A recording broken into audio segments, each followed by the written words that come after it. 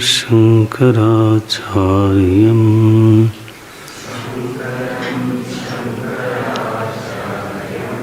केशवं बादरायणम्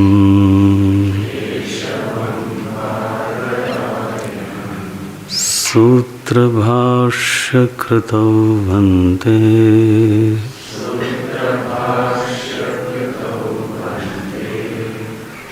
भगवन्तौ पुनः पुनः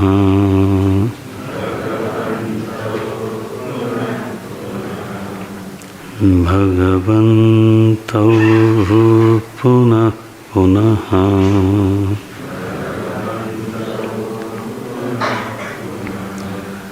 श्रुते स्मृति पुराणानाम्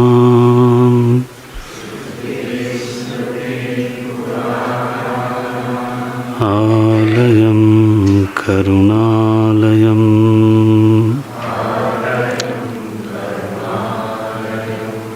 नमामि भगवत्पादम्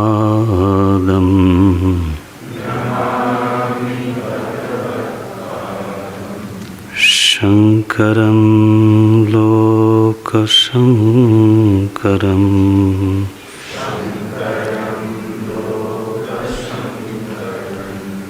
नमामि भगवत्पादम्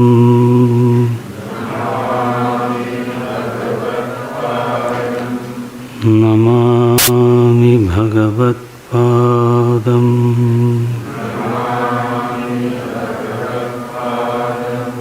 शंकरं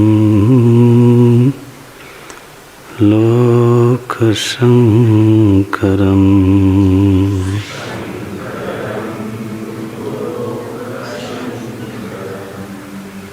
ईश्वरो गुरुरात्मेति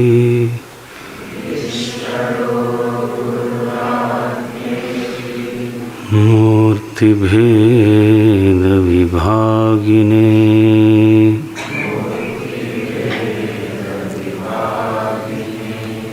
व्योमवद्व्याप्तदेहाय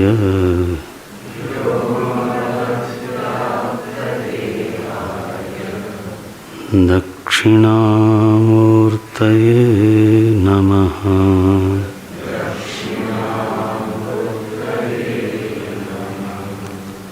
दक्षिणामूर्तये नमः।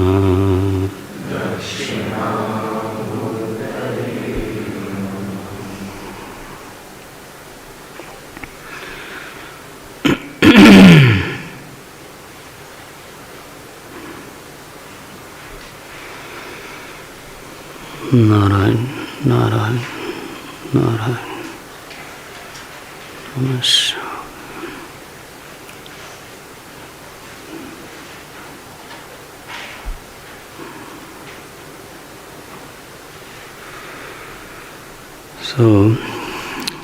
पिछली कक्षा में हम लोग देख रहे थे कि ब्रह्म सूत्र का नाम क्या कैसे पड़ा और ब्रह्म सूत्र का रूप क्या है, नाम क्या है और रूप क्या है। नाम है ब्रह्म सूत्र, ब्रह्म सूचनातिथि ब्रह्म सूत्रम। ब्रह्म का जो सूचन करता है, ब्रह्म की जो सूचना देता है उसको बोलते हैं, उन वाक्यों को बोलते हैं ब्रह्म सूत्र। तो ये बात साफ हो गई कि जो ब्रह्म सूत्र में आए हुए वाक्य हैं उनका जो ज्ञेय विषय है, उनका जो प्रमेय विषय है, उनका जो प्रकाश्य विषय है वो है ब्रह्मा। इस ब्रह्म तत्व को समझाने के लिए जो सबसे प्रबल प्रमाण है, बल्कि एकमात्र प्रमाण है, वो है वेदांत। वेदांतो नाम उपनिषद प्रमाणम। वेदांत कहते हैं तत्व के विषय में, माने आत्मा की ब्रह्मता के विषय में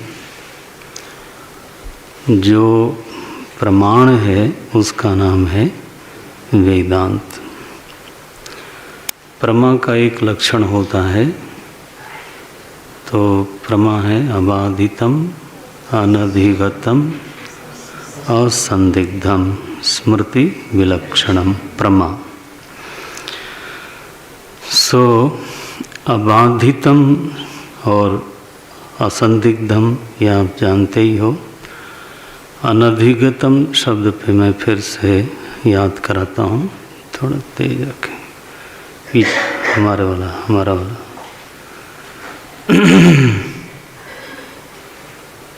अनधिगतम का अर्थ क्या है?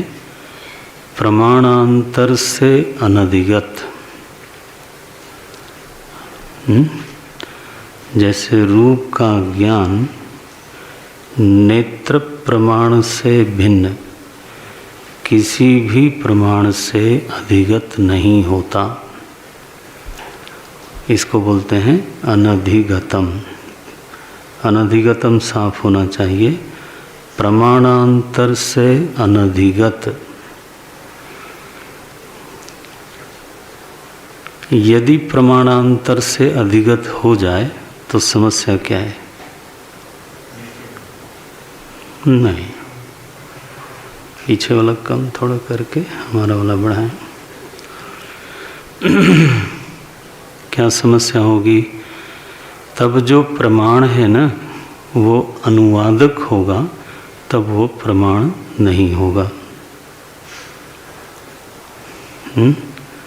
जो बात कान से जानी जाती है, अगर वही बात नेत्र से जानी जाए तो नेत्र प्रमाण नहीं होगा, बल्कि अनुवादक हो जाएगा।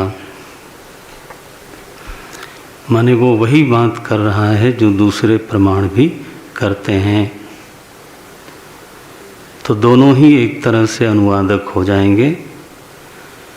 नेत्र कर्ण का अनुवादक हो जाएगा और कर्ण नेत्र का अनुवादक हो जाएगा, और ऐसी दशा में दोनों ही प्रमाण संज्ञा से च्युत हो जाएंगे।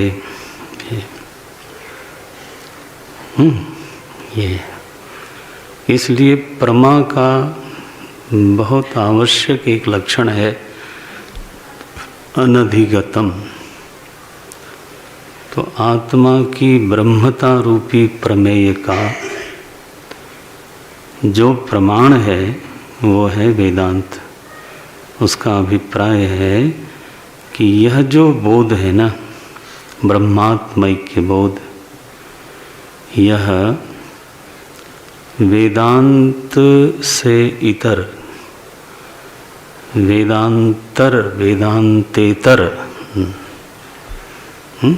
वेदांत से इतर, वेदांत से इतर किसी भी प्रमाण से यह प्रमा उत्पन्न नहीं हो सकती। ये हुआ।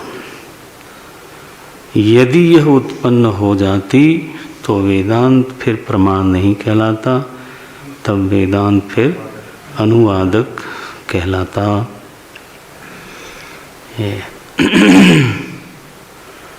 तो वेदांत ही प्रमाण है। ब्रह्म ज्ञान में, ब्रह्म के बोध में, ब्रह्म की यथार्थता में, यदि यथार्थ ज्ञान में यदि कोई प्रमाण है तो वो केवल वेदांत प्रमाण है। और इन समस्त वेदांत वाक्यों में एक वाक्यता है, परस्पर संगति है। वैसे प्रत्यक्षतः वेदांत वाक्यों के अनेक विषय मालूम पड़ते हैं, लेकिन वास्तव में इन वाक्यों का अनेक विषय नहीं है। वेदांत वाक्यों के अनेक विषय प्रतीत होने पर भी उन सभी वाक्यों का समन्वय केवल ब्रह्मबोध में है। उन सभी वाक्यों में सूत्रवत जो विषय व्याप्त है वो केवल ब्रह्म ही है।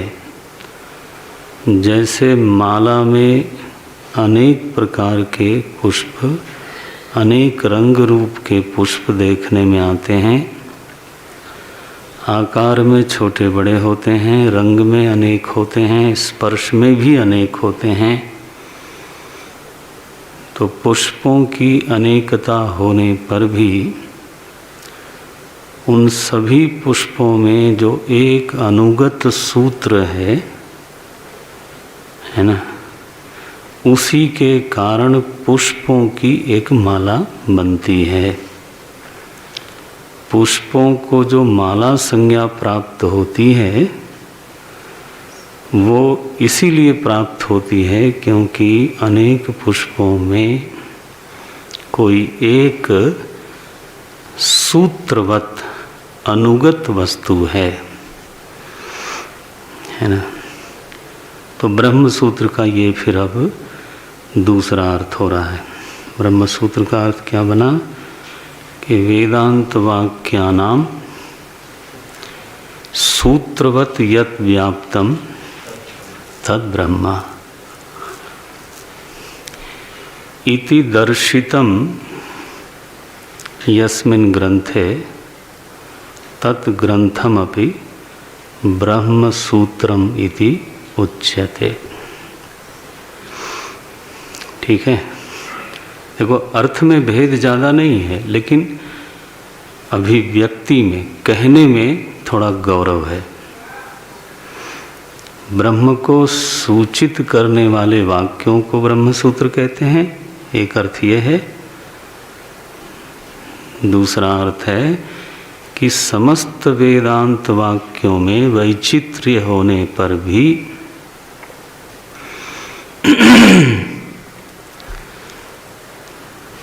जो उन समस्त वेदांत वाक्यों में एक सूत्र रूप से अनुगत तत्व है, उसका नाम है ब्रह्म सूत्र। इसलिए सूत्रम इव अस्ति, सूत्रम इव राजते यत् तत् ब्रह्म।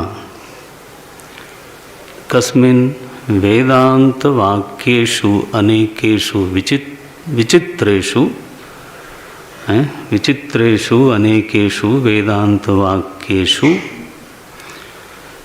सूत्र इव यत् ब्रह्म अस्ति राजते, यत् ब्रह्म विराजते तद् ब्रह्म सूत्रम इति उच्यते।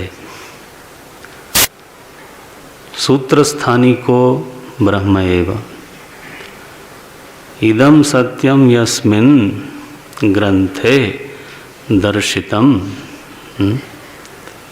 इदं परम सत्यम यस्मिन् ग्रंथे निरूपितं दर्शितं प्रतिपादितं तद् ग्रंथोपि ब्रह्मसूत्र नाम्ना अभिधीयते इति। स्पष्टम?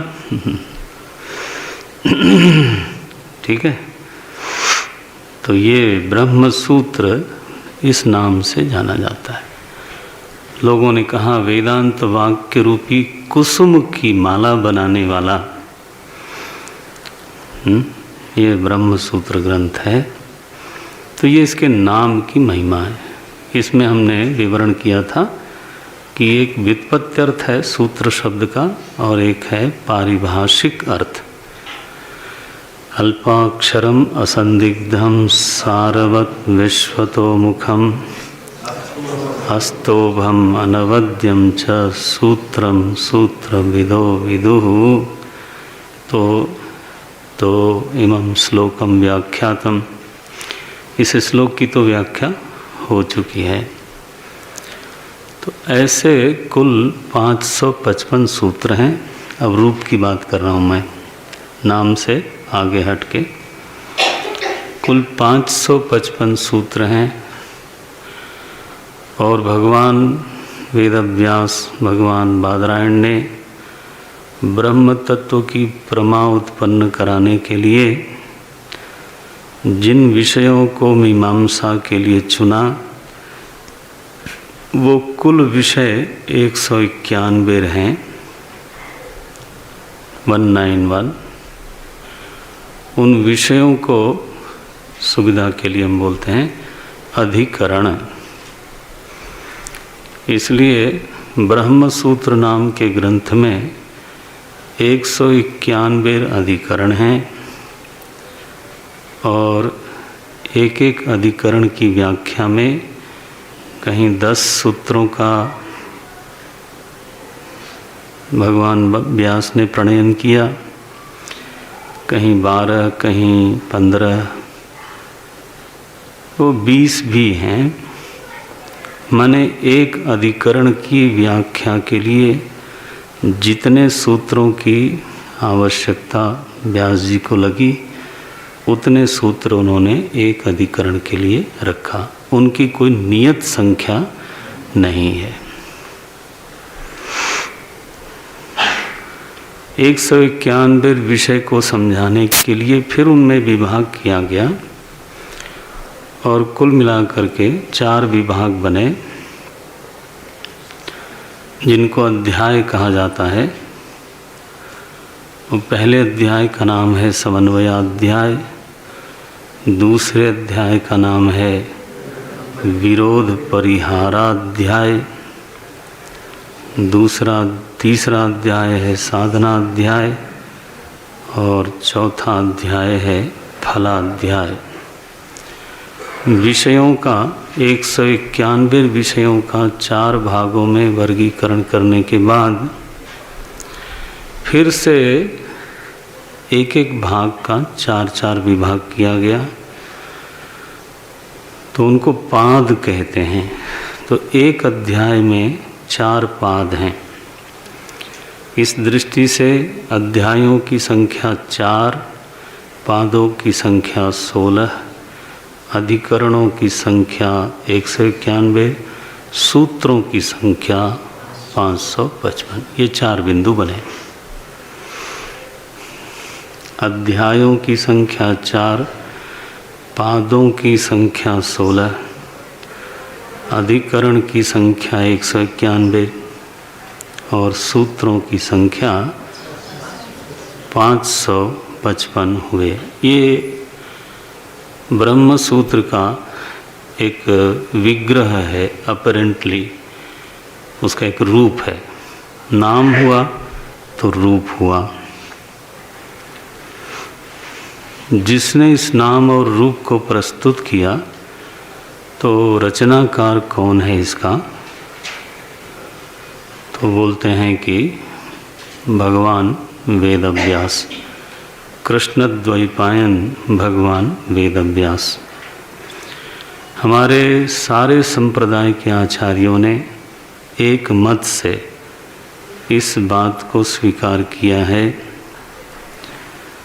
कि ब्रह्म सूत्रों के प्रणेता श्री कृष्ण द्वैपायन भगवान वेदव्यास ही हैं। अब ये आचार्य चाहे शंकर संप्रदाय हो, चाहे रामानुज संप्रदाय हो, चाहे मध्व संप्रदाय हो, वल्लभाचार्य जी का संप्रदाय हो, निम्बार्काचार्य का संप्रदाय हो, और चाहे शैवाद्वैत हो अभिनव गुप्ताचार्य का, और चाहे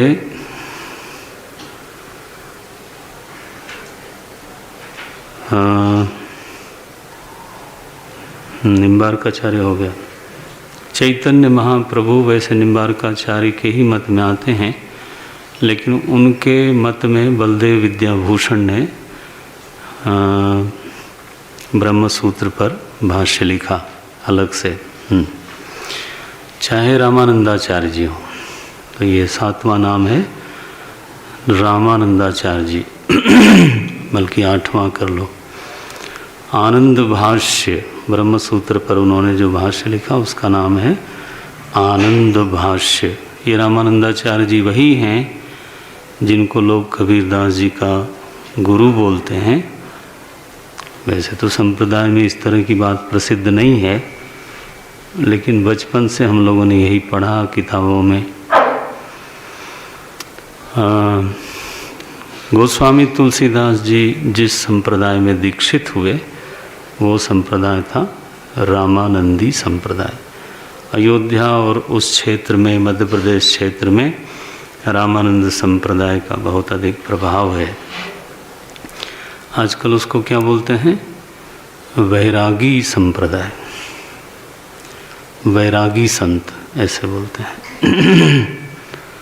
तो उनके यहाँ भी 2 विभाग बाद में हो जाता है, त्यागी और वैरागी। कुछ संतों को त्यागी बोलते हैं, कुछ संतों को, वो एक विस्तार है, वो छोड़ दीजिए, अभी उसका दर्शन से कोई विशेष संबंध नहीं है। सो हमारे जितने भी संप्रदाय हैं वो सभी के सभी संप्रदाय एक मत से इस बात को स्वीकार करते हैं कि ब्रह्म सूत्र के रचनाकार भगवान वेदव्यास ही थे, जिन्होंने भागवत लिखी, जिन्होंने महाभारत लिखी, जिन्होंने गीता जी के श्लोकों का ग्रंथन किया, जिन्होंने वेदों का व्यास किया, संपादन किया, जिसके कारण उनका नाम पड़ा वेदव्यास, वही ब्रह्म सूत्र के प्रणेता हैं। कृष्ण वर्ण होने के नाते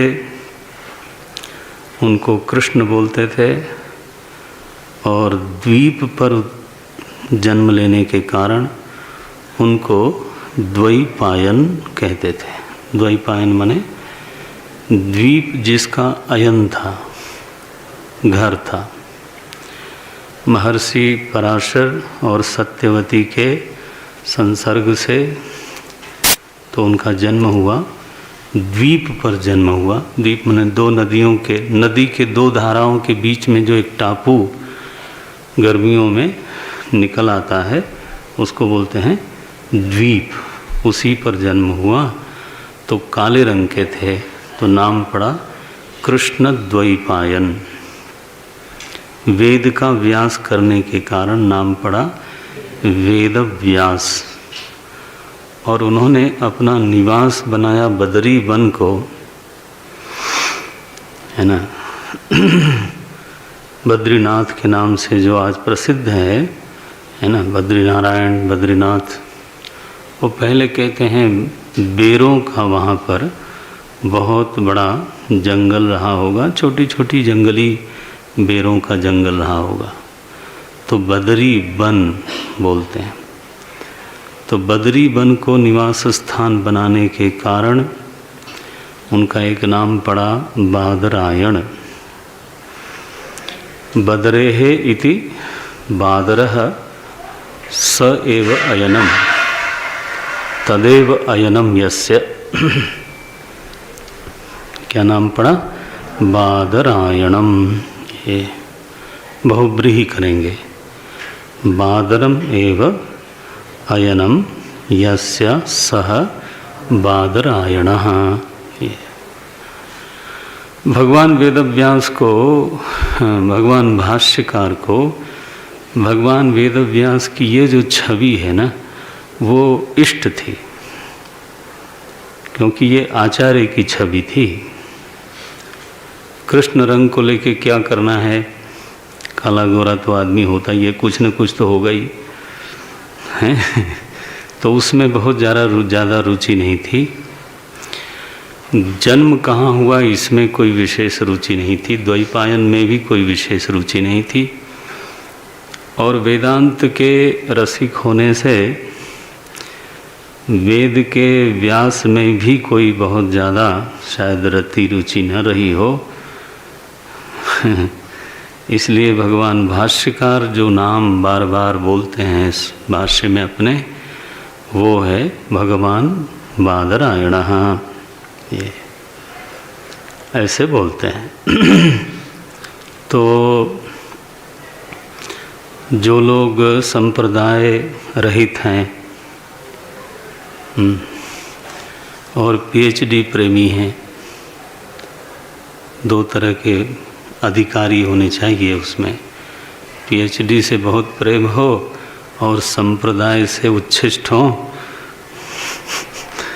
हैं संप्रदाय रहित हो।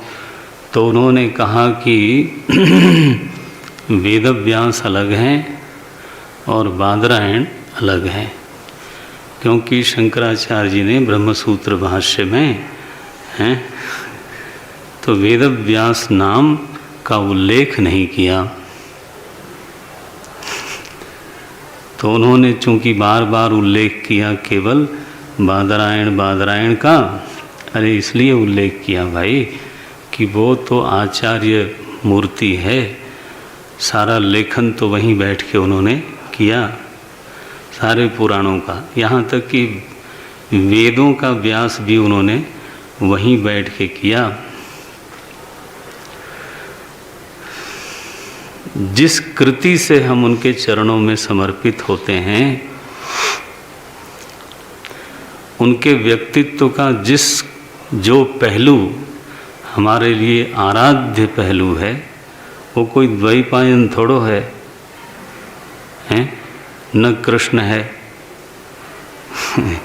मुख्य जो उनका व्यक्तित्व है, जो हमारे लिए परम पूज्य है, क्या है वो भाई? बोले वो तो बादरायण ही है। वो तो उनकी गुफा अभी तक वहीं है माना गांव में। तो मैं दर्शन करने गया, वहाँ सरस्वती जी बगल में बहती हैं और बहुत बड़ी हैं, धाएं धाएं बहती हैं बिल्कुल। वहीं उनके ऊपर भीम पुल बना हुआ है। कहते हैं द्रौपदी लंघन नहीं कर पाई, तो भीम ने एक बड़ी शिला उठा के, इतनी बड़ी थी महाराज, इस पार से उस पार एक ही शिला है। आप कभी जाना तो देखना, वो कोई ईंट पत्थर से बना नहीं है, एक पत्थर है ऐसे, एक किनारे पे ये टंगा है, एक किनारे पे ये टंगा है, और नीचे बहुत बड़ी नदी बहती है, हरहराते हुए बिल्कुल। अब आप सोचो, उस पर से पार करना आज भी मुश्किल है। रेंग रेंग के जाने का अगर कोई साहस करे तो कर ले, अन्यथा तो नहीं कर सकता। लेकिन वो किसी ने मुझे कहा करना ही क्यों आप इस तरह से दुस्साहस करते हो? लेकिन उस पार वसुधारा है ना, तो उधर जाना हो तो फिर वही एक रास्ता है। तो मैंने पूछा तो लोगों ने बताया कि गजेटियर में भी इस पुल का नाम भीम पुल ही रखा हुआ है, रिकॉर्ड में भी उसका नाम भीम पुल ही है। एनीवे, तो वहीं पर व्यास जी की गुफा है और वहीं उनका रचना काल पूरा बीता। इसलिए व्यास जी को बादरायण नाम से भगवान शंकराचार्य जी बार बार स्मरण करते हैं। अब तुलसीदास जी को बहुत प्रिय हैं वनवासी राम। तो इसका मतलब ये थोड़ा है कि वनवासी राम अलग हैं और राजा राम अलग हैं। काकभूषुंडी जी को और हमारे मालिक साहब को, हमारे मालिक साहब हैं, हमारे ही हैं और क्या, एक हो रहा है, थोड़ा पीछे कम करो। और तो वो बोलते हैं, आपको सुनाई दे रहा है ना? ठीक है ना? हमारा बढ़ाओ बेटा, थोड़ा थोड़ा थोड़ा बढ़ाना है, तो थोड़ा बढ़ाओ। वो बोलते हैं एक हो गया। तो मालिक साहब को बाल रूप बहुत प्रिय है। दोनों लोग मिल करके, तो थोड़ा पीछे वाला बढ़ा के इसको बढ़ा, दोनों लोग मिल करके तो अयोध्या आते हैं और इतने आग्रही हैं, हठी हैं, कट्टर हैं, और क्या बोलूं, हैं दुराग्रही हैं चलो प्रेमी भी कह रहे, बहुत ही ज़्यादा दुराग्रही हैं। तो 5 साल बीतते बीतते जो है छुट्टी कर देते हैं। बोले बस अब ये कोई तरीका है बताओ? भगवान तो एक ही है, लेकिन उनको 5 साल तक प्यार करके क्या छोड़ देते हैं? ये तो कोई अच्छी बात है। लेकिन है, उपासना में ये सब बातें बहुत अच्छी तरह से आदर से स्वीकृत की गई हैं। गोस्वामी जी ने कहा, भगति पच्छ हठ नहीं सठताई। सठता नहीं चाहिए। सठता का मतलब है निंदा मत करो किसी और रूप की, किसी और नाम की आप निंदा मत करो। लेकिन आपका जो इष्ट है ना, उसमें आप हठ करना चाहो तो कर लो, उसमें कोई दिक्कत नहीं। मेरे तो गिरधर गोपाल दूसरो न कोई, ये कोई गलत बात नहीं है। उपासना कोई समाजवाद नहीं है कि नहीं नहीं आप सबको मानो सबको क्या मानो भाई, उपासना बनती नहीं फिर तो। एकाग्रता, तन्मयता तो तभी बनती लेकिन इससे बाल रूप राम अलग हो गए, वनवासी राम अलग हो गए, राजा राम अलग हो गए, ये सब बात गलत बात है। वृंदावन विहारी अलग हैं, मथुराधीश अलग हैं, द्वारकाधीश तो बिल्कुल ही डिप्लोमेटिक हैं। पार्थ सारथी का तो कमाल ही है, कभी कभी सत्य बोल देते हैं। माने आप ऐसे बोलोगे तो कैसे चलेगा? तो ऐसे नहीं होता है। जिसका जो इष्ट है, जिसको जो छवि प्यारी लगती है, तो वो उसका उच्चारण करे, उसमें क्या दिक्कत है?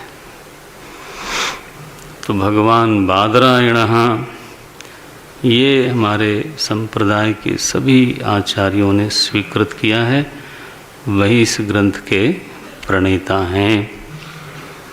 और हमारे सनातन धर्म में तो अगर एक नाम हटने से सारा धर्म ही लगभग खोखला हो जाए, अगर ऐसा कोई एक नाम है तो वो भगवान वेदव्यास। तो फिर वेद भी बचेगा कि नहीं मालूम नहीं महाभारत होगा नहीं तो गीता भी नहीं होगी, भागवत आदि पुराण भी नहीं होंगे, ठीक, और ब्रह्म सूत्र आदि ग्रंथ भी नहीं होंगे। और मैं क्या बोलूं, उन्होंने ही अपने शिष्य से कहा कि जैमिनी सूत्र लिखो, कर्म मीमांसा पर, वेद के कर्म भाग पर सूत्र लिखवाने की प्रेरणा भी उन्होंने ही दी थी। सॉरी। सो देखा जाए तो जैमिनी सूत्र के भी प्रेरक तत्व भगवान वेदव्यास ही हैं। स्मरण करने से भी चित्त में पवित्रता आती है।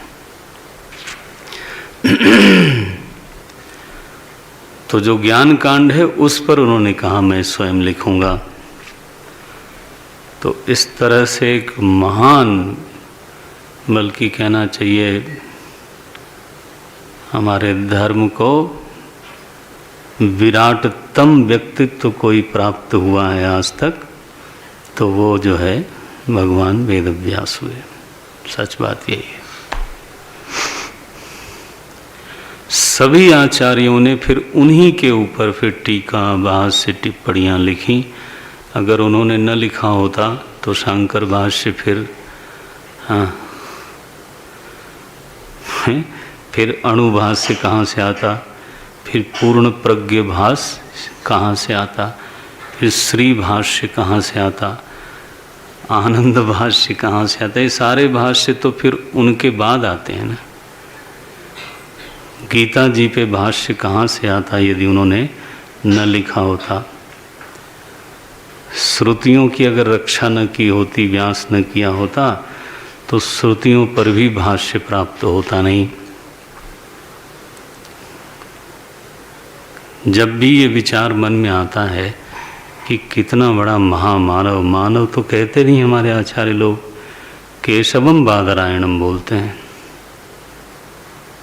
और सच बात यही है कि जो भी कोई व्यक्ति होगा बुद्धिमान, वो इतना तो बोलेगा ही बोलेगा कि व्यास जी की कृतियों को देखने से ऐसा ही प्रतीत होता है कि वो अति मानव थे। मानव तो इतना कुछ करता दिखाई देता नहीं, तो इतना बोलना पड़ेगा अति मानव। मालूम है ये अति मानव शब्द किसका है? जिसका लीवर कमज़ोर होता है, पाचन शक्ति कमज़ोर है, भगवान मानने में दिक्कत होती है।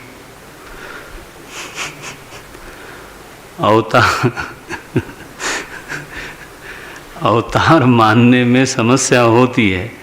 तो ऐसे जो अजीर्ण रोग के रोगी लोग हैं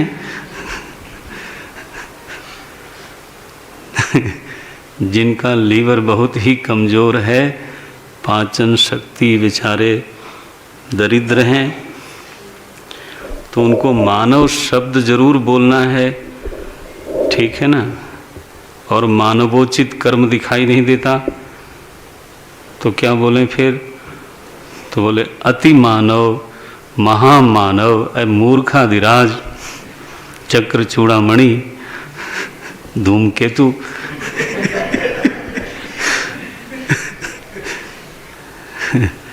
सीधे हमारे आचार्यों की बात तुमको क्यों नहीं समझ में आती? आचार्य लोगों ने क्या कहा? शंकरम शंकराचार्यम केशवम बादरायणम। भागवत में साफ ही नारद जी जब व्यास जी के पास जाते हैं और पूछते हैं कि आप जरा बड़े खाली खाली लग रहे हो, हैं अमना इव भांति, खिन्न दिखाई देते हो, क्या कारण है? बोले मुझे लगता है कि जो मैं करना चाहता था अभी इतना सब करने के बाद भी पूरा हुआ नहीं। ध्यान रखना, उनको अपने लिए कोई खिन्नता नहीं थी। ये कथाकार लोग बिगाड़ देते हैं बातों को। कथाकारों से तो डर ही लगता है महाराज। वो जो है कुछ का कुछ बोल जाते हैं। वहाँ उनको कोई अपने लिए किसी प्रकार की खिन्नता नहीं है। भगवान का अवतार भी एक तरफ बोलते हो, फिर कहते हो खिन्न भी थे, हैं? तो क्या कहना चाहते हो? बद तो व्याघात दोष हुआ कि नहीं हुआ? एक तरफ भगवान बोलो, दूसरी तरफ खिन्न बोलो। उनको लगता था कि वेद का व्यास करने पर, पुराणों की रचना करने पर, महाभारत की रचना, ब्रह्मसूत्र आदि की रचना करने पर भी समाज को भगवत परायण करने का जो मैंने उद्देश्य मन में रखा था वो अभी पूरा नहीं हुआ। ये है उद्देश्य, जो जीवन का उद्देश्य है संत का व्यावहारिक दृष्टि से, वो यही है। यथा हरौ भगवती नृणाम भक्तिर भविष्यति सर्वात्मन्यखिलाधारे इति संकल्प्य वर्णय। बस ये नृणाम यथा भक्तिर भविष्यति तथा वर्णय। आप सब लोग इस बात को जरा गांठ में रखना है ना। उपदेश का, प्रवचन का और कोई संकल्प नहीं हो सकता। आदेश यही है, यथा नृणाम भगवती भक्तिर भविष्यति तथा वर्णय, वैसा वर्णन करो। इति संकल्प्य। नारद जी ने कहा अपना चमत्कार दिखाने के लिए नहीं वर्णन करो, तब तो फिर वही बात हो जाती है गड़बड़, है ना। भुक्तये न तु मुक्तये, फिर तो बात बिगड़ गई। नारद जी ने कहा मैं संकल्प लेता हूँ, भक्तिम त्वाम स्थापयिष्यामि गेहे गेहे जने जने। ये मिशन है। गुरुदेव ने एक जगह लिखा नारदाद मिशनरी। नारद जी सबसे बड़े मिशनरी थे। उनका मिशन क्या था? सर्व कल्याण। किस में है? बोले लोग भगवान की ओर मुड़ जाएं, उनका मुंह भगवान की ओर हो जाए, समझो बस काम हो गया। इसके बाद वो सदाचारी भी हो जाएंगे, सद्गुणी भी हो जाएंगे, साधन निष्ठ भी हो जाएंगे, हैं, सारी चीज़ें आ जाएंगी अगर उनका मुख परमात्मा की ओर हो जाए बस। और फिर चाहे आप पुलिस बना लो, न्यायालय बना लो, चिकित्सालय बना लो, राज्य बना लो, शासन बना लो, गुप्तचर विभाग बना लो, यदि लोगों का मुंह भगवान से विमुख है, क्या भगवान की ओर पीठ किए हुए हो आदमी, तो उसका मुख किधर होगा? हाँ, भोग की ओर होगा। क्योंकि आनंद तो चाहिए, चाहे भगवान से मिले चाहे भोग से मिले, तो भोग की ओर मुख होगा। उस भोग को पाने के लिए वो हमेशा सदाचारी रहे ये तो जरूरी नहीं ना। कई बार तो सदाचार के कारण भोग छोड़ना भी पड़ता है। तो भोग छोड़ के कहाँ जाएंगे, इसलिए सदाचार छोड़ो। हाँ, तो जिसकी पीठ भगवान की ओर है, नारायण, जिसका मुख भोग की ओर है, उसको पुलिस जो है सदाचारी बना ले, ये तो देखा नहीं गया आज तक। कोर्ट कचहरी दुनिया को सदाचारी बना दे, वो तो देखा नहीं जाता। यूनिवर्सिटी की नाना प्रकार की फैकल्टीज जो हैं उसको सदाचारी बना दें। समाज शिक्षित हो जाएगा तो सदाचारी हो जाएगा। अरे कई तो शिक्षित ही ज़्यादा कदाचारी होते हैं नारायण। शिक्षा का सदाचार के साथ कोई नियत संबंध दिखाई नहीं देता। बोले सब लोग धनी हो जाएंगे तो सदाचारी हो जाएंगे, उल्टा ही है।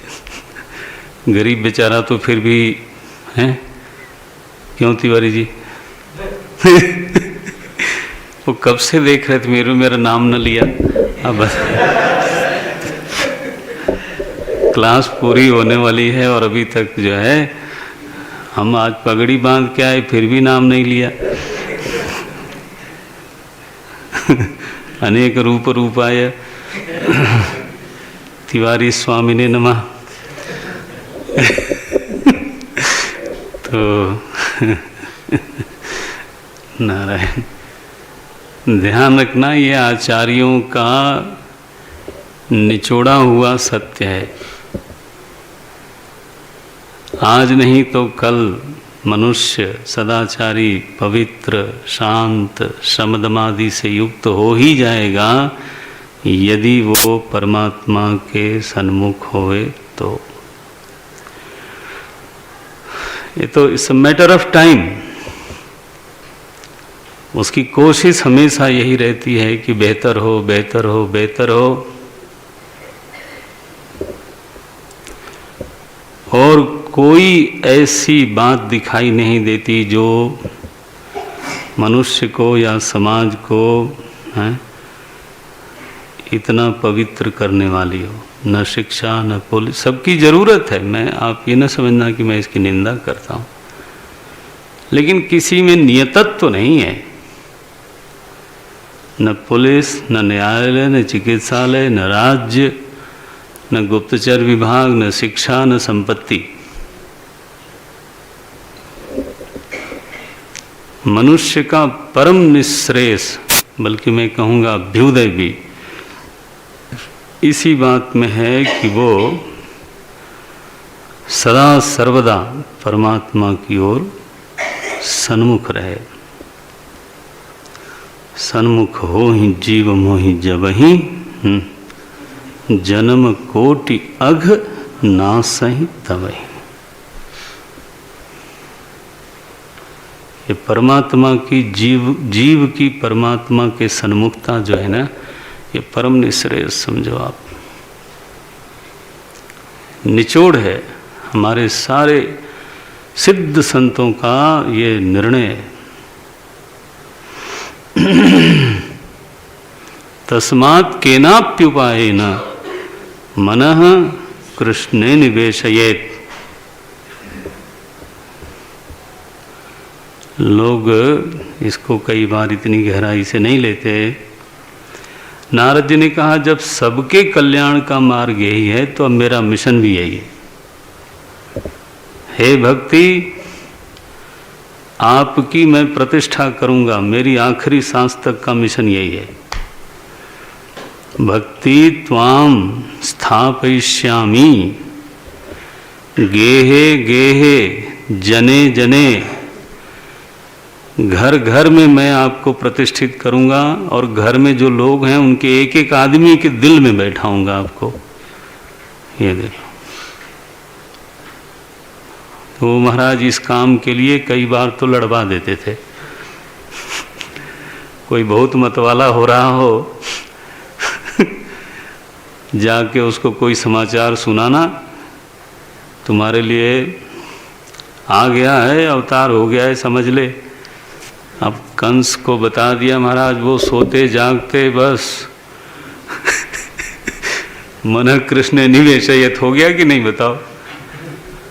एक संत प्रवचन कर रहे थे, बोले तो काली सरसों भी अगर उसके दाल आल में कहीं पड़ गई तड़के में तो वो एकदम, अरे ये समय प्राण हर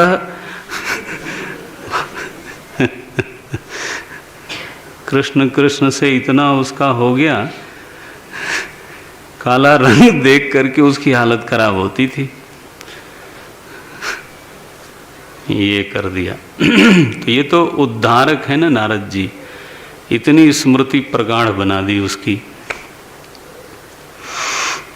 ये देखो, हिरण्यकश्यप को कोई रोकने वाला ही नहीं था। उन्होंने कहा बच्चों किधर जाओगे आप। जब उनकी पत्नी गर्भिणी थी, उनका हरण हुआ तो छुड़ाया उनको और ले आए अपने आश्रम में। वहाँ प्रहलाद जी का जन्म, वहीं उपदेश किया महाराज। गर्भ में ही अपना शिक्षा दीक्षा संस्कार दोनों कर दिया।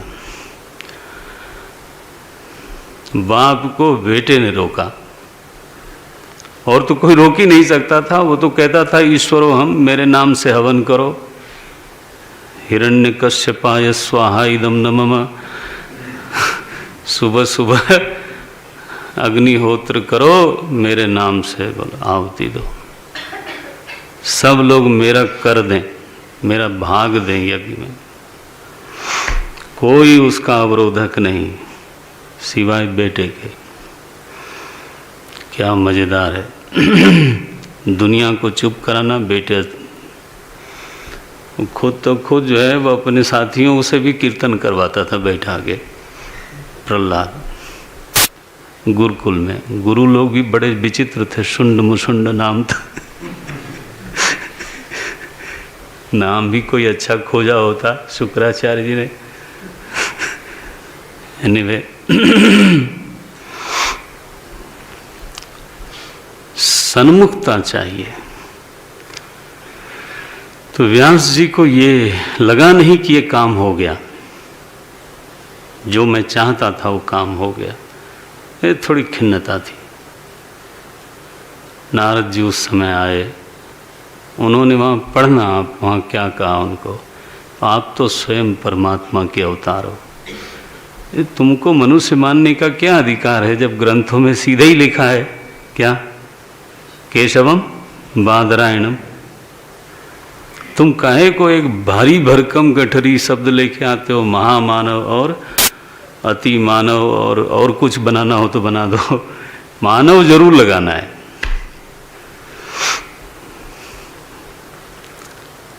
ये दुर्बल पाचन शक्ति वाले बेचारे दीन, वही लोग इस तरह की बातें करते हैं। सो भगवान बादरायण, इसलिए मंगलाचरण में ये पढ़ना है, केशवम बादरायणम शंकरम शंकराचार्यम केशवम बादरायणम सूत्रभाष्यकृतौ वंदे भगवन्तौ पुनः पुनः। ओम ओम ओम। सो ये रचनाकार, तीन बातें अब तक हम लोगों ने देखी। ब्रह्म सूत्र का नाम, उसका श्री विग्रह, और फिर उसके प्रणेता भगवान बादरायण, तीनों का एक बार चित्त में ग्रंथ में प्रवेश करने से पहले स्मरण हो जाना चाहिए। तीनों का, प्रणेता का भगवान वेदव्यास का नाम और उसकी सार्थकता क्या है, सूत्र शब्द का व्युत्पत्त्यर्थ क्या है, पारिभाषिक अर्थ क्या है। ब्रह्म सूत्र के भी दो अर्थ हमने रखे, एक तो सूत्रवत ब्रह्म व्याप्तम वेदांत वाक्येषु, ठीक है, और एक है कि ब्रह्म की सूचना देने वाले वाक्य। ये पूरा स्मरण हो, ये आपका मंगलाचरण है। जब आप बैठते हो चित्त में नाम रूप रचनाकार, तीन का जब आप स्मरण करते हो तो आप समझो कि वो आपका मंगलाचरण हो गया।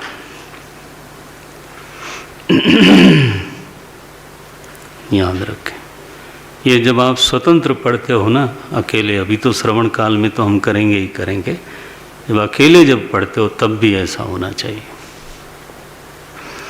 ध्यान रखना, भक्ति हृदय में बह जाए हैं तभी ये अर्थ प्रकाशित होते हैं, नहीं तो बात बनती नहीं।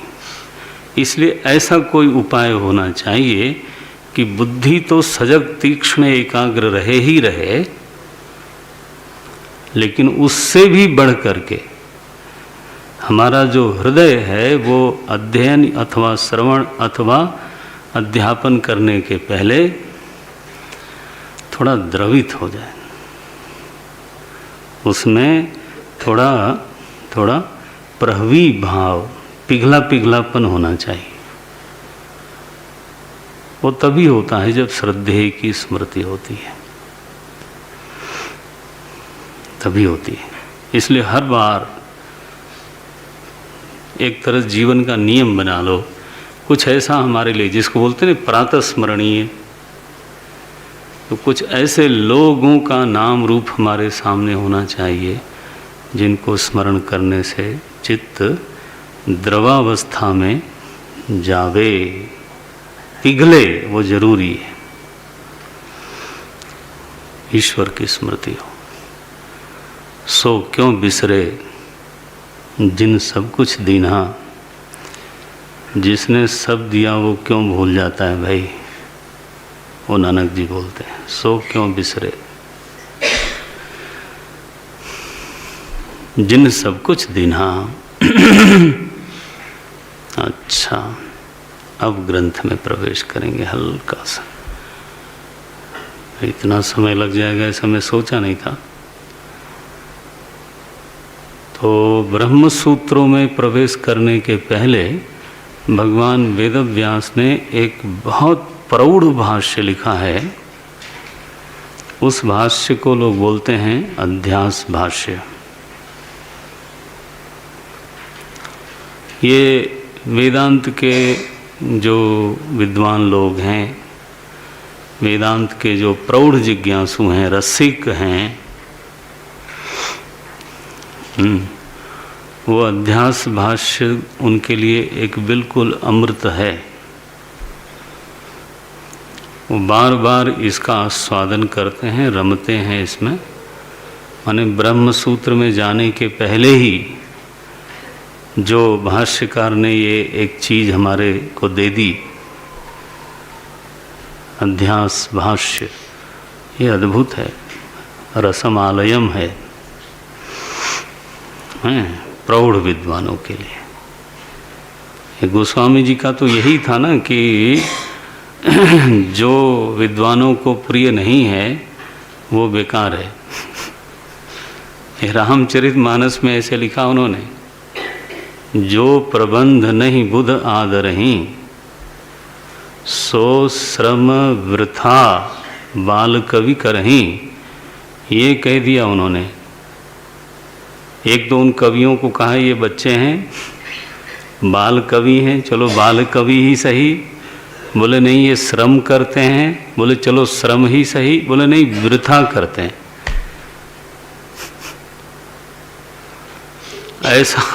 ऐसा वाक्य लिखा, सो श्रम वृथा बाल कवि करहीं। ऐसी रचना क्यों बेकार में व्यर्थ में परिश्रम कर रहे हो, ऐसा बोलते हैं। उनको इस बात की परवाह नहीं है कि ये बहुत ज़्यादा व्यापक होगी रचना, इसके पाठकों की संख्या बहुत ज़्यादा होगी। ना ना ना, वो क्या बोलते हैं, बुध जो प्रबंध नहीं बुध आदरहीं। पहला आग्रह है कि विद्वानों की दृष्टि में वो आशीर्वाद के लायक हो, रमण करने योग्य रचना होनी चाहिए। जब पूछा गया कि आप रचना कैसी करने जा रहे हो, तो पहला नाम दिया बुध विश्राम, फिर कहा सकल जन रंजनी। लेकिन पहला जो नाम है ना वो है बुध विश्राम। पहली प्रायोरिटी सकल जन रंजनी नहीं है। विद्वानों को विश्राम मिलता हो, उनके लिए रमणीय हो रचना, ऐसी रचना होनी चाहिए। और वो सफल हुआ महाराज, क्या बताया जाए। क्योंकि वो शिव जी से उन्होंने कहा कि अगर सपने में भी मुझसे प्रेम करते हो ना, तो मैं जो कहता हूँ वो सब सच होए, नहीं तो मैं यही कहूँगा कि आप मुझसे प्रेम नहीं करते। अरे भाई आप राम भक्त हो, जरा राम जी को भी फरिया लिया करो। बोले नहीं नहीं, वो तो हमारे इष्ट हैं, लेना देना आपसे ही है। राम जी से क्या? बोले उनसे कुछ नहीं, निष्काम प्रेम है उनसे। तू रोता किसके आगे है? बोले वो पार्वती अम्बा आई थी दूध पिलाने के लिए, उन्हीं के सामने रोती। सपने हूँ सांचे हूँ मोहि पर, जौ हर गौरी पसाओ। देखना, तो सब तो फुर होई, तो फुर हो जो कहूँ सब, भाषा भनिति प्रभाव। फुर माने सत्य। अगर हर गौरी का मेरे ऊपर सपने में भी सच्चा प्यार है, तो वो सब सच हो जो मैंने अपनी रचना के प्रभाव के बारे में कहा है। शिव जी महाराज डर गए होंगे कि अरे यार ये तो ब्लैकमेल कर रहा है। आपको मालूम है ना, काशी विश्वनाथ में ब्राह्मण पंडितों ने, विद्वानों ने रामचरितमानस को रख दिया रात को, सबसे नीचे रख दिया ग्रंथों में।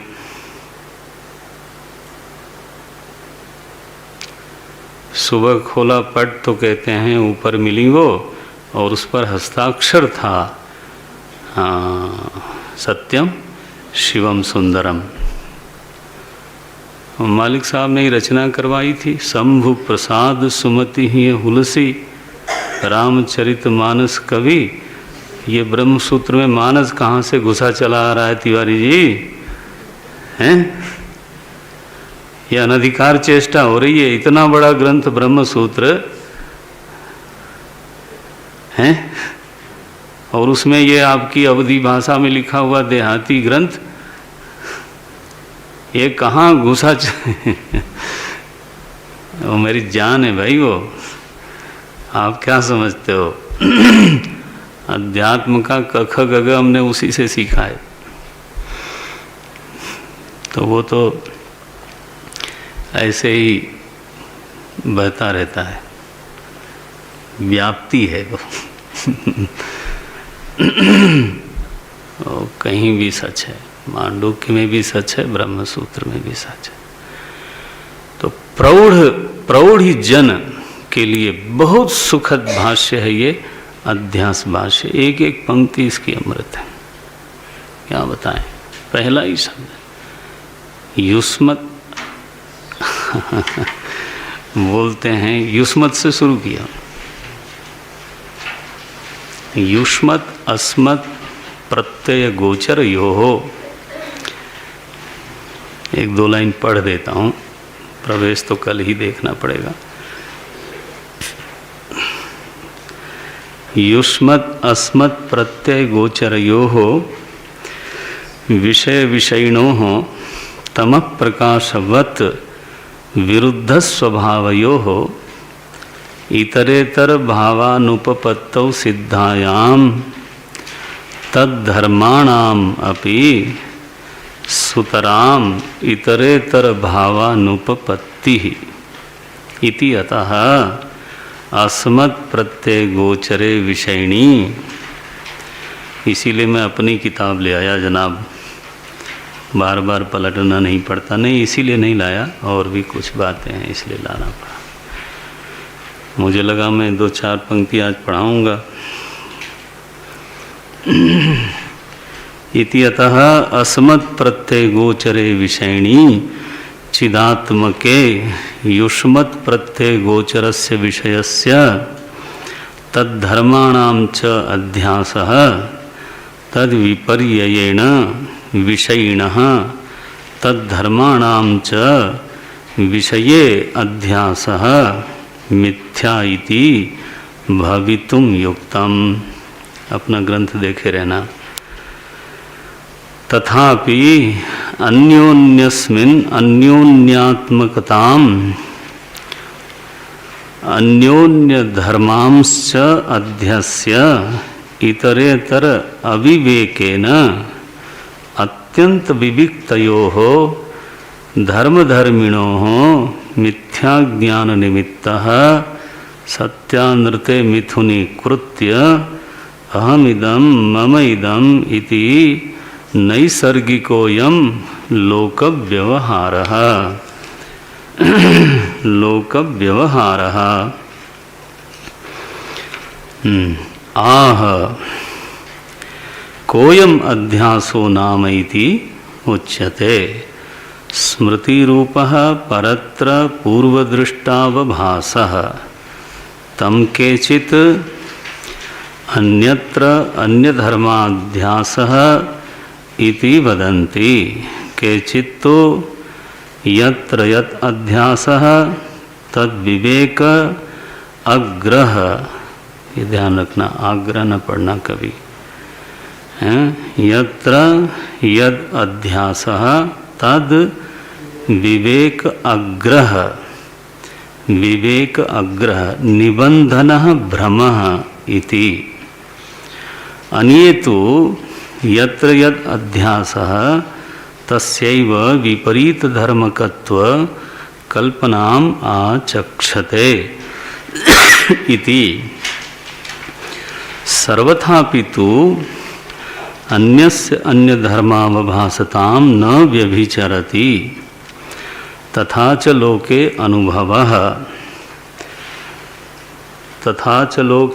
अनुभवः शुक्तिका ही रजतवत् अवभासते एकश्चंद्रः सद्वितीयवत् इति कथं पुनः प्रत्यगात्मनि अविषये अध्यासः विषयः विषय तद्धर्माणाम् सर्वो हि पुरोवस्थिते विषये विषयांतरम् अध्यस्यति युष्मत् प्रत्ययापेतस्य च प्रत्यगात्मनः अविषयत्वं ब्रवीषि उच्यते न तावत् अयम् एकान्तेन अविषयः असमत् प्रत्यय विषयत्वात् अपरोक्षत्वाच्च प्रत्यगात्म प्रसिद्धेः न च अयमस्ति नियमः पुरोवस्थिते एव विषये विषयांतरम् अध्यसितव्यम् इति अप्रत्यक्षेपि ही आकाशे बालाः तलमलिनतादि अध्यस्यन्ति एवं अविरुद्धः प्रत्यगात्मनि अपि अनात्माध्यासः तमेतम् एवं लक्षणम् अध्यासं पंडिताः अविद्या इति मन्यन्ते तद्विवेकेन च वस्तुस्वरूपावधारणं विद्याम् आहुः तत्रैवं सति यत्र यत् अध्यासः तत्कृतेन दोषेण गुणेन वा अणुमात्रेणापि स न संबध्यते तमेतम् अविद्याख्यम् आत्मानात्मनोः इतरेतराध्यासं पुरस्कृत्य सर्वं प्रमाण प्रमेय व्यवहाराः लौकिकाः वैदिकाश्च प्रवृत्ताः सर्वाणि च शास्त्राणि विधि प्रतिषेध मोक्षपराणि कथं पुनः अविद्यावत् विषयाणि प्रत्यक्षादीनि प्रमाणानि शास्त्राणि च इति उच्यते देहेन्द्रियादिषु अहं ममाभिमानरहितस्य प्रमातृत्वानुपपत्तौ प्रमाणप्रवृत्ति अनुपपत्तेः नहि इंद्रियाणि अनुपादाय प्रत्यक्षादि व्यवहारः संभवति। पूरा पढ़ ले क्या? चलो।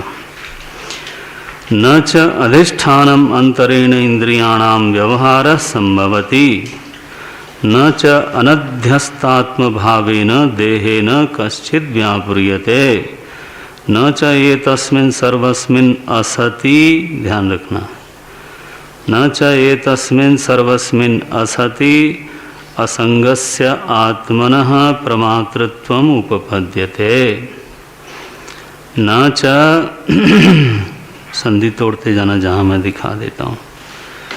न च प्रमातृत्वमंतरेण प्रमाण प्रवृत्तिरस्ति तस्मात् अविद्यावत् विषयाणि एव प्रत्यक्षादीनि प्रमाणानि शास्त्राणि च पश्वादिभिश्च अविशेषात् यथा हि पश्वादयः शब्दादिभिः श्रोत्रादीनां संबंधे सति शब्दादि विज्ञाने प्रतिकूले जाते ततो निवर्तन्ते अनुकूले च प्रवर्तन्ते यथा दंडोद्यतकरं पुरुषम् अभिमुखम् उपलभ्य मां हन्तुम् अयम् इच्छति इति पलायितुम् आरभन्ते हरिततृणपूर्णपाणिमुपलभ्य तं प्रति अभिमुखी भवन्ति एवं पुरुषाः अपि व्युत्पन्नचित्ताः क्रूरदृष्टिना आक्रोशतः खंगोद्यतकरान् बलवतः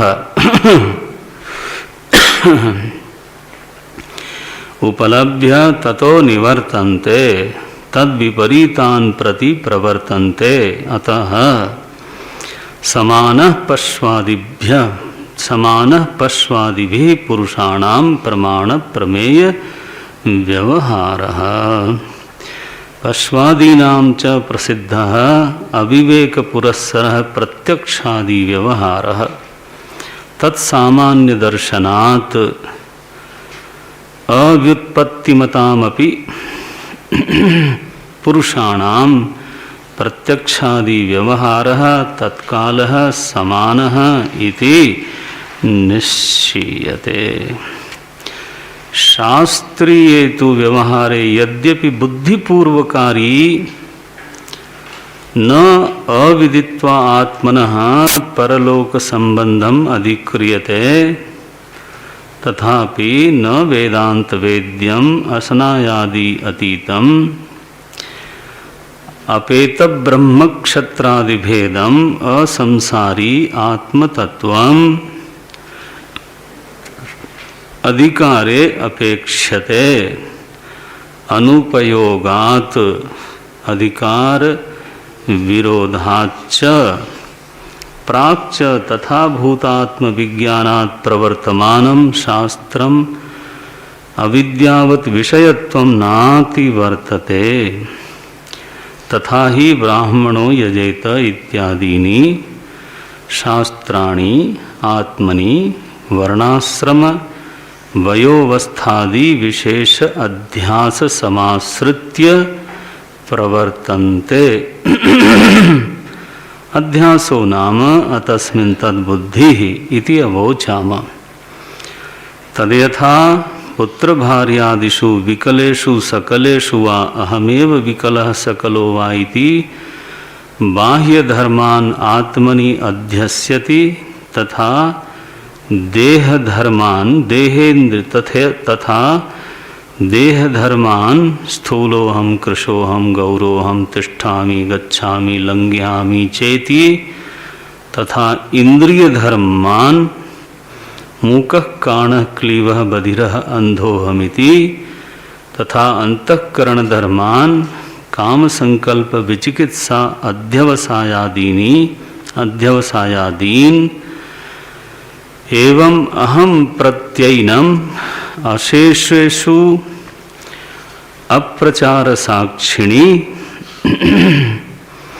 नारायण प्रत्यगात्मनि अध्यस्य तम च प्रत्यगात्मानं सर्वसाक्षिणं तद्विपर्ययेण अंतःकरणादिषु अध्यस्यति। एवं अयम अनादिः अनन्तः नैसर्गिकः अध्यासः मिथ्या प्रत्ययरूपः कर्तृत्व भोक्तृत्व प्रवर्तकः सर्वलोक प्रत्यक्षः अस्य अनर्थ हेतोः प्रहाणाय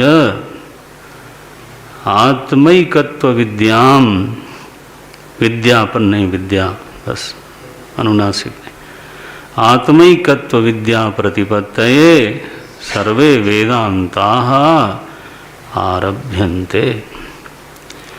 यथा च अयमर्थः सर्वेषां वेदांतानां तथा वयम् अस्यां शारीरक मीमांसायां प्रदर्शयिष्यामः इति अध्यास भाष्यः। स्वः प्रातःकालस्य कक्षायां पश्यामः।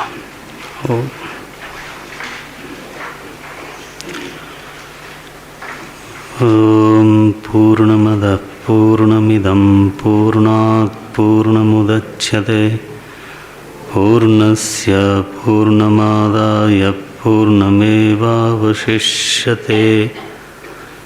ॐ शान्ति शान्ति शान्तिः।